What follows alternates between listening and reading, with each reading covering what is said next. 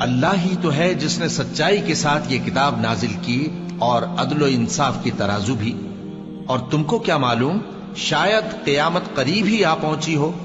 جو لوگ اس پر یعنی قیامت پر ایمان نہیں رکھتے وہ اس کے لیے جلدی مچا رہے ہیں، اور جو مومن ہیں وہ اس سے ڈرتے ہیں اور جانتے ہیں کہ وہ یقینی ہے. دیکھو جو لوگ قیامت میں جھگڑتے ہیں وہ پرلے درجے کی گمراہی میں ہیں.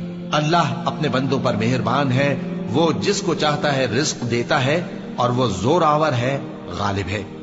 جو شخص آخرت کی کھیتی کا طالب ہو اس کے لیے ہم اس کی کھیتی میں اضافہ کریں گے، اور جو دنیا کی کھیتی کا طلبگار ہو اس کو ہم اسی میں سے کچھ دیں گے، اور اس کا آخرت میں کچھ حصہ نہ ہوگا.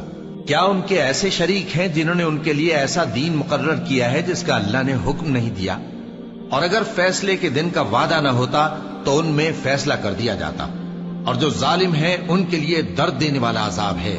تم دیکھو گے کہ ظالم اپنے اعمال کے وبال سے ڈر رہے ہوں گے اور وہ ان پر پڑھ کر رہے گا. اور جو لوگ ایمان لائے اور نیک عمل کرتے رہے وہ بہشت کے باغوں میں ہوں گے. وہ جو کچھ چاہیں گے ان کے پروردگار کے پاس موجود ہوگا. یہی بڑا فضل ہے، یہی وہ انعام ہے جس کی اللہ اپنے ان بندوں کو جو ایمان لاتے اور عمل نیک کرتے ہیں بشارت دیتا ہے. کہہ دو کہ میں اس کا تم سے کچھ صلہ نہیں مانگتا مگر تم کو قرابت کی محبت کا لحاظ تو چاہیے. اور جو کوئی نیکی کرے گا ہم اس کے لیے اس میں ثواب بڑھائیں گے. بے شک اللہ بخشنے والا ہے، قدردان ہے. کیا یہ لوگ یہ کہتے ہیں کہ پیغمبر نے اللہ پر جھوٹ باندھ لیا ہے؟ اگر اللہ چاہے تو اے نبی تمہارے دل پر مہر لگا دے. اور اللہ جھوٹ کو نابود کرتا ہے اور اپنی باتوں سے حق کو ثابت کرتا ہے. بے شک وہ دلوں کی باتوں تک سے واقف ہے، اور وہی تو ہے جو اپنے بندوں کی توبہ قبول کرتا ہے اور ان کے قصور معاف فرماتا ہے. اور جو کچھ تم کرتے ہو وہ جانتا ہے. اور جو لوگ ایمان لائے اور عمل نیک کرتے رہے ان کی دعا قبول فرماتا اور ان کو اپنے فضل سے مزید عطا کرتا ہے. اور جو کافر ہیں ان کے لیے سخت عذاب ہے. اور اگر اللہ اپنے سب بندوں کے لیے رزق میں فراخی کر دیتا تو وہ زمین میں فساد کرنے لگتے، لیکن وہ جس قدر چاہتا ہے اندازے کے ساتھ نازل کرتا ہے. بے شک وہ اپنے بندوں کو جانتا ہے، دیکھتا ہے. اور وہی تو ہے جو لوگوں کی نا امید ہو جانے کے بعد مے برساتا اور اپنی رحمت یعنی بارش کی برکت کو پھیلا دیتا ہے. اور وہ کارساز ہے، لائق حمد و ثنا ہے. اور اسی کی نشانیوں میں سے ہے آسمانوں اور زمین کا پیدا کرنا اور ان جانوروں کا جو اس نے ان میں پھیلا رکھے ہیں. اور وہ جب چاہے ان کے جمع کر لینے پر قادر بھی ہے. اور جو مصیبت تم پر واقع ہوتی ہے سو تمہارے اپنے کرتوتوں سے، اور وہ بہت سے گناہ تو معاف کر دیتا ہے.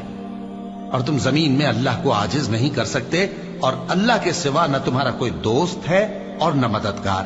اور اسی کی نشانیوں میں سے سمندر میں چلنے والے جہاز ہیں پہاڑوں جیسے. اگر اللہ چاہے تو ہوا کو ٹھہرا دے کہ جہاز اس کی سطح پر کھڑے رہ جائیں. ہر صبر اور شکر کرنے والے کے لیے ان باتوں میں قدرت کے نمونے ہیں. یا ان کے اعمال کے سبب ان کو تباہ کر دے اور بہت سو کو معاف بھی کر دے. اور سزا اس لیے دی جائے کہ جو لوگ ہماری آیتوں میں جھگڑتے ہیں وہ جان لیں کہ ان کے لیے کوئی جائے فرار نہیں. لوگوں، جو مال و متاع تم کو دیا گیا ہے وہ دنیا کی زندگی کا ناپائیدار فائدہ ہے، اور جو کچھ اللہ کے ہاں ہے وہ بہتر اور باقی رہنے والا ہے. یعنی ان لوگوں کے لیے جو ایمان لائے اور اپنے پروردگار پر بھروسہ رکھتے ہیں، اور جو بڑے بڑے گناہوں اور بے حیائی کے کاموں سے پرہیز کرتے ہیں، اور جب غصہ آتا ہے تو معاف کر دیتے ہیں. اور جو اپنے پروردگار کا فرمان قبول کرتے ہیں اور نماز پڑھتے ہیں اور اپنے کام آپس کے مشورے سے کرتے ہیں، اور جو مال ہم نے ان کو عطا فرمایا ہے اس میں سے خرچ کرتے ہیں. اور جو ایسے ہیں کہ جب ان پر ظلم و زیادتی ہو تو مناسب طریقے سے بدلہ بھی لیتے ہیں. اور برائی کا بدلہ تو اسی طرح کی برائی ہے، مگر جو درگزر کرے اور معاملے کو درست کر دے تو اس کا بدلہ اللہ کے ذمے ہے. اس میں شک نہیں کہ وہ ظلم کرنے والوں کو پسند نہیں فرماتا. اور جس پر ظلم ہوا ہو اگر وہ اس کے بعد انتقام لے لے تو ایسے لوگوں پر کچھ الزام نہیں. الزام تو ان لوگوں پر ہے جو لوگوں پر ظلم کرتے ہیں اور ملک میں ناحق فساد پھیلاتے ہیں.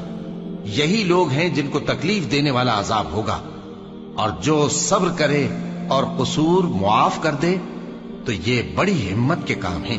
اور جس شخص کو اللہ گمراہ رہنے دے تو اس کے بعد اس کا کوئی دوست نہیں. اور تم ظالموں کو دیکھو گے کہ جب وہ دوزخ کا عذاب دیکھیں گے تو کہیں گے کیا دنیا میں واپس جانے کی کوئی سبیل ہے؟ اور تم ان کو دیکھو گے کہ دوزخ کے سامنے لائے جائیں گے، ذلت سے عاجزی کرتے ہوئے چھپی نگاہ سے دیکھ رہے ہوں گے، اور مومن لوگ کہیں گے کہ گھاٹے میں رہنے والے تو وہ ہیں جنہوں نے قیامت کے دن اپنے آپ کو اور اپنے گھر والوں کو خسارے میں ڈالا۔